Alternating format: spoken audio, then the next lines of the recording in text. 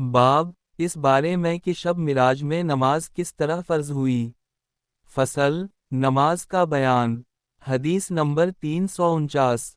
यही बिन बकीर, लीस, यूनुस इब्न शहाब, अनस बिन मालिक रिज रिवायत करते हैं कि अबूज़र रिज बयान किया करते थे कि रसूल अल्लाह सल्लल्लाहु अलैहि वसल्लम ने फरमाया, एक शब मेरे घर की छत फट गई और मैं मक्का में था। फिर जबराइल अलैहिस्सलामु उतरे और इन्होंने मेरे सीना को चाक किया, फिर उसे जमजम के पानी से धोया, फिर एक तशत सोने का हिकमत वाओ ईमान से भरा हवा लाए और उसे मेरे सीना में डाल दिया, फिर सीना को बंद कर दी। इसके बाद मेरा हाथ पकड़ लिया और मुझे आसमान पर चढ़ा ले गए। जब मैं दुनिया के आसमान पर पहुंचा, तो जबराइल अलैहिस्सलामु ने आसमान के दारोगा से कहा कि दरवाज़ा खोल दे। उसने कहा कौन है? वो बोले जबराइल अलैहिस्सलामु है। फिर इसने कहा, क्या तुम्हारे साथ कोई और भी है? जबराइल अलैहिस्सलामु ने कहा हाँ, मेरे हमराह मोहम्मद सल्लल्लाहु अलैहि वसल्लम हैं। उसने कहा वो बुलाए गए थे। जबराइल अलैहिस्सलामु ने कहा हाँ। जब दरवाज़ा खोल दिया गया, तो हम आसमान दुनिया के ऊपर चढ़े। यकायक एक ऐसे शख्स पर नज़र पड़ी, जो बैठा हुआ था। इसकी दाहिनी जानिब कुछ लोग थे और इसकी बाएं जानिब भी कुछ लोग थे। जब वो अपने दाहिनी जानिब देखते तो हंस देते और जब बाएं जानिब देखते तो रो देते। इन्होंने मुझे देखकर कहा कि मरहब्बा बालंबी अलसालह वालाबन अलसालह। मैंने जबराइल अलैहिस्सलामु से पूछा ये कौन हैं? इन्होंने ये आदम हैं और ये लोग उनके दाएं और बाएं उनकी औलाद की रूहें हैं। दाएं जानिब जन्नत वाले हैं और बाएं जानिब दोज़ख वाले। उसीलिए जब वो अपनी दाहिनी जानिब नज़र करते हैं तो हंस देते हैं और जब बाएं तरफ देखते हैं तो रोने लगते हैं। यहाँ तक कि मुझे दूसरे आसमान तक ले गए और उसके दारोगा से कहा कि दरवाज़े खोल दे। तो उनसे दारोगा ने उसी कसम की गुफ्तगू की जैसे पहले ने की थी। फिर दरवाज़ा खोल दिया गया। अनस रिज कहते हैं, फिर अबूज़र ने जिक्र किया कि आपने आसमानों में आदम अलैहिस्सलामु, इदरीस अलैहिस्सलामु, मूसा अलैहिस्सलामु, ईसा अलैहिस्सलामु और इब्राहीम अलैहिस्सलामु से मुलाकात की और ये नहीं बयान किया कि उनके मदारिज किस तरह हैं, सिवा इसके कि इन्होंने जिक्र किया है कि आदम अलैहिस्सलामु को आसमान दुनिया में और इब्राहीम अलैहिस्सलामु से छठे आसमान में पाया। अनस कहते हैं, फिर जब जबराइल अलैहिस्सलामु नबी सल्लल्लाहु अलैहि वसल्लम को लेकर हज़रत इदरीस अलैहिस्सलामु के पास से गुज़रे तो इन्होंने कहा मरहबा बुनबी अलसालेह वालुआखे अलसालेह। आप फरमाते हैं, मैंने जबराइल अलैहिस्सलामु से पूछा कि ये कौन हैं? जबराइल अलैहिस्सलामु ने कहा ये इदरीस अलैहिस्सलामु हैं। फिर मूसा अलैहिस्सलामु के पास से गुजरा तो इन्होंने मुझे देखकर कहा मरहबा बुनबी अलसालेह वालुआखे अलसालेह। मैंने जिब्रील से पूछा कि ये कौन हैं? जबराइल अलैहिस्सलामु ने कहा कि ये मूसा अलैहिस्सलामु हैं। फिर मैं ईसा अलैहिस्सलामु के पास से गुजरा तो इन्होंने कहा मरहबा बुनबी अलसालेह वालुआखे अलसालेह। मैंने पूछा ये कौन है? जबराइल अलैहिस्सलामु ने कहा ये ईसा अलैहिस्सलामु हैं। फिर मैं इब्राहीम अलैहिस्सलामु के पास से गुजरा तो इन्होंने कहा मरहबा बुनबी अलसालेह वाले अब्न अलसालेह। मैंने पूछा ये कौन है? जबराइल अलैहिस्सलामु ने कहा ये इब्राहीम अलैहिस्सलामु हैं। इब्न शहाब कहते हैं, मुझे इब्न हज़्म ने खबर दी कि इब्न अब्बास और अबूहबा अंसारी कहते हैं कि नबी सल्लल्लाहु अलैहि वसल्लम ने फरमाया, फिर मुझे चढ़ा ले गए, यहाँ तक कि मैं एक ऐसे बुलंद मकाम में पहुँचा जहाँ फरिश्तों के कलमों की कशिश की आवाज़ मैंने सुनी। इब्न हज़्म और अनस बिन मालिक रिज कहते हैं कि नबी सल्लल्लाहु अलैहि वसल्लम ने फरमाया, फिर अल्लाह ताला ने मेरी उम्मत पर 50 नमाजें फ़र्ज की। जब मैं ये फरीज़ा लेकर लूटा तो मूसा अलैहिस्सलामु पर गुज़रा। मूसा علیہ السلام نے کہا کہ اللہ نے آپ کے لیے آپ کی امت پر کیا فرض کیا؟ میں نے کہا کہ 50 نمازیں فرض کی ہیں۔ انہوں نے یہ سن کر کہا کہ اپنے اللہ کے پاس لوٹ جائیے، اس لیے کہ آپ کی امت اس قدر عبادت کی طاقت نہیں رکھتی۔ تب میں لوٹ گیا تو اللہ نے اس کا ایک حصہ معاف کر دی۔ پھر میں موسیٰ علیہ السلام کے پاس لوٹ کر آیا اور کہا کہ اللہ نے اس کا ایک حصہ معاف کر دی ہے۔ حضرت موسیٰ علیہ السلام نے پھر وہی کہا کہ اپنے پروردگار سے رجوع کیجیے، کیونکہ آپ کی امت اس کی بھی طاقت نہیں رکھتی۔ پھر میں نے رجوع کیا تو اللہ نے ایک حصہ اس کا اور معاف کر دی۔ پھر میں ان کے پاس لوٹ کر آیا اور بیان کیا تو وہ بولے کہ آپ اپنے پروردگار کے پاس لوٹ جائیں، کیونکہ آپ کی امت اس کی بھی طاقت نہیں رکھتی۔ چنانچہ پھر میں نے اللہ سے رجوع کیا تو اللہ نے فرمایا کہ اچھا، اب یہ 5 رکھی جاتی ہیں اور یہ در حقیقت با اعتبار ثواب کے 50 ہیں، میرے ہاں بات بدلی نہیں جاتی۔ پھر میں موسیٰ کے پاس لوٹ کر آیا، انہوں نے کہا پھر اپنے پروردگار سے رجوع کیجیے۔ میں نے کہا اب مجھے اپنے پروردگار سے بار بار کہتے ہوئے شرم آتی ہے۔ پھر مجھے روانہ کیا گیا، یہاں تک کہ میں صدرہ المنتہی پہنچایا گیا اور اس پر بہت سے رنگ چھا رہے تھے۔ میں نہ سمجھا کہ یہ کیا ہیں۔ پھر میں جنت میں داخل کیا گیا تو کیا دیکھتا ہوں کہ اس میں موتی کی لڑیاں ہیں اور ان کی مٹی مشک ہے۔ باب اس بیان میں کہ کپڑے پہن کر نماز پڑھنا واجب ہے۔ فصل نماز کا بیان۔ حدیث نمبر 351۔ اردو ترجمہ۔ موسیٰ بن اسماعیل، یزید بن ابراہیم، محمد امتیہ رز روایت کرتی ہیں کہ ہمیں آپ نے حکم دیا تھا کہ عید کے دن حائضہ اور پردہ نشین عورتیں باہر جائیں، تاکہ وہ مسلمانوں کی جماعت میں اور ان کی دعا میں شریک ہوں، اور حائضہ عورتیں نماز سے علیحدہ رہیں۔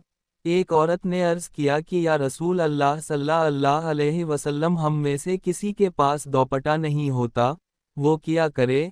آپ نے فرمایا کہ اس کے ساتھ والی کو چاہیے کہ اپنا دوپٹہ اسے اڑا دے۔ باب نماز میں گدی پر تہبند باندھنے کے بیان میں۔ فصل نماز کا بیان۔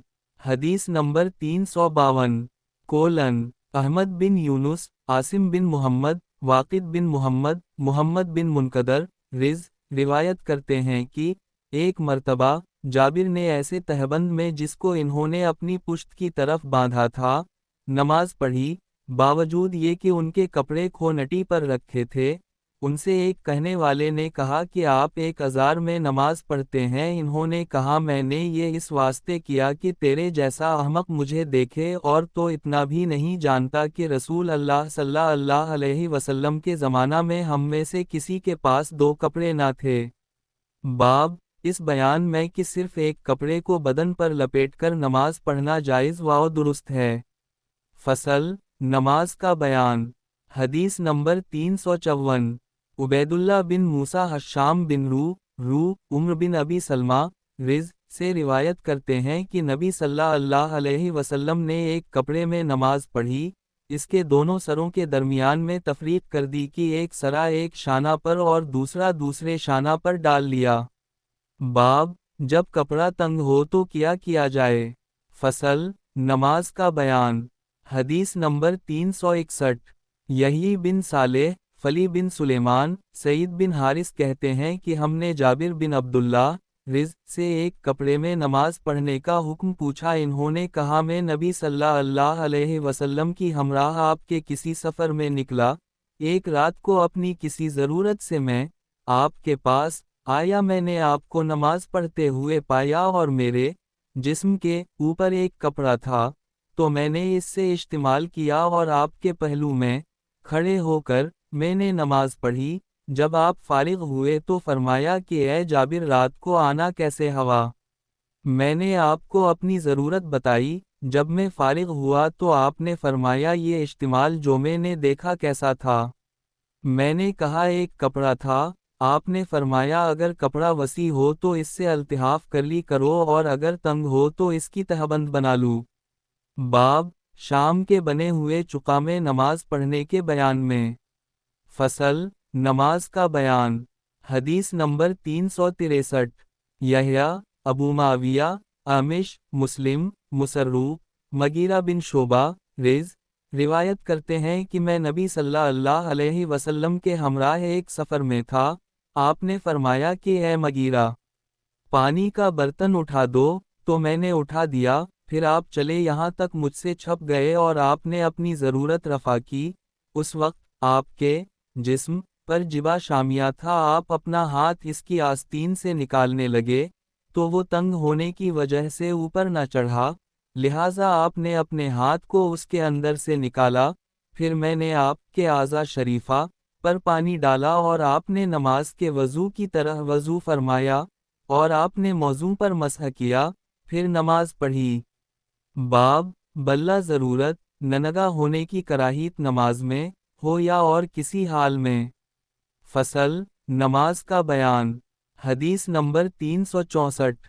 مطر بن فضل، روح، زکریہ بن اسحاق، امرو بن دینار، جابر بن عبداللہ، روایت کرتے ہیں کہ رسول اللہ صلی اللہ علیہ وسلم کعبہ کی تعمیر کے لیے قریش کے ہمراہ پتھر اٹھاتے تھے اور آپ صلی اللہ علیہ وسلم کے جسم پر آپ کی ازار بندھی ہوئی تھی، تو آپ صلی اللہ علیہ وسلم سے آپ کے چچا عباس نے کہا کہ اے میرے بھتیجے، کاش تم اپنی ازار اتار ڈالتے اور اسے اپنے شانوں پر پتھر کے نیچے رکھ لیتے۔ جابر کہتے ہیں کہ آپ نے ازار کھول کر اسے اپنے شانوں پر رکھ لیا تو بے ہوش ہو کر گر پڑے، اس کے بعد آپ صلی اللہ علیہ وسلم کبھی برہنہ نہیں دیکھے گئے۔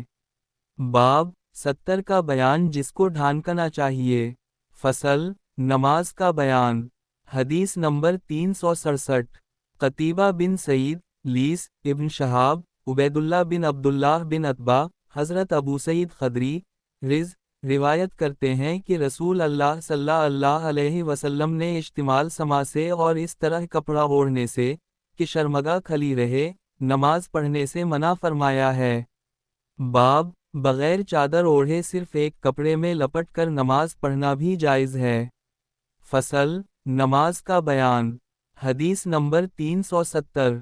عبدالعزیز بن عبداللہ ابن ابی الموالی، محمد بن منقدر، روایت کرتے ہیں کہ میں جابر بن عبداللہ کے پاس گیا، وہ ایک کپڑے میں التحاف کیے ہوئے نماز پڑھ رہے تھے اور ان کی چادر رکھی ہوئی تھی۔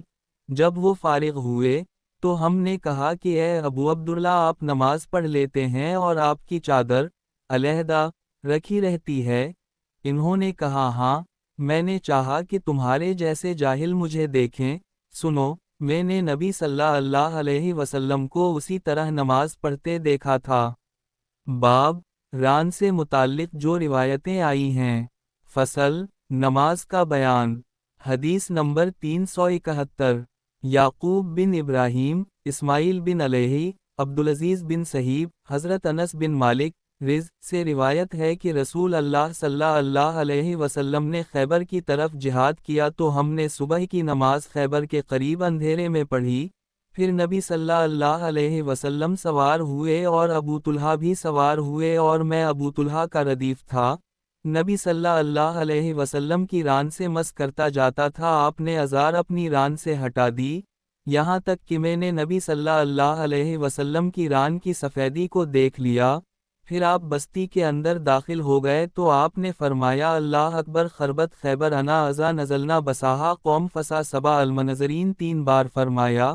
انس کہتے ہیں بستی کے لوگ اپنے کاموں کے لیے نکلے تو انہوں نے کہا محمد آ گئے۔ عبدالعزیز کہتے ہیں ہمارے بعض دوستوں نے یہ بھی کہا کہ اور خمیس یعنی لشکر بھی آ گیا، چنانچہ ہم نے خیبر کو بزور شمشیر حاصل کیا، پھر قیدی جمع کیے گئے تو دہیا آئے اور انہوں نے کہا کہ یا نبی اللہ صلی اللہ علیہ وسلم، مجھے ان قیدیوں میں سے کوئی لونڈی دے دیجئے۔ آپ نے فرمایا کہ جاؤ اور کوئی لونڈی لے لو۔